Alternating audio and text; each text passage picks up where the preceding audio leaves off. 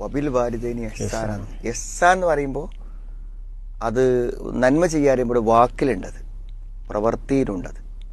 അപ്പോൾ എന്ത് ചെയ്യണം? അത് ഉമ്മ എന്നെ ഉൾക്കൊള്ളുന്നില്ല, ഉമ്മ എന്നെ വെറുക്കുന്നു എന്ന അയാളുടെ അറിവ് അയാളുടെ ക്യാരക്ടറിനെ, അയാളുടെ സ്വഭാവത്തെ ബാധിക്കും. അപ്പോൾ ഉമ്മനോടൊരു മോശമായിട്ടാണ് പലപ്പോഴും പെരുമാറ്റം വരിക, അത് അയാൾക്ക് ദോഷകരമായി വരും. അത് നന്നായി ശ്രദ്ധിക്കണം.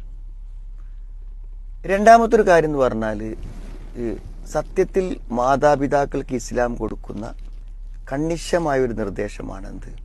യഅ്ദിലു ബൈന ഔലാദിക്കുന്നുള്ളത്. നബി ആവർത്തിച്ച് പറഞ്ഞതാണ്. മക്കൾക്കിടയിൽ എന്ത് കാണിക്കണം? നീതി കാണിക്കണം.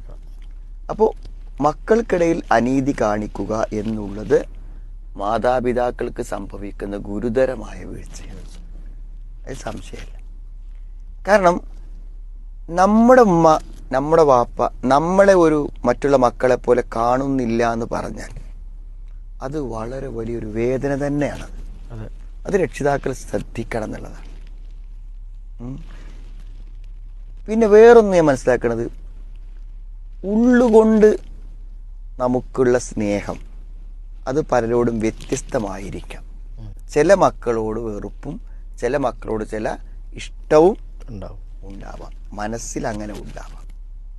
പക്ഷെ അത് മക്കൾക്ക് മനസ്സിലാകാൻ പാടില്ല.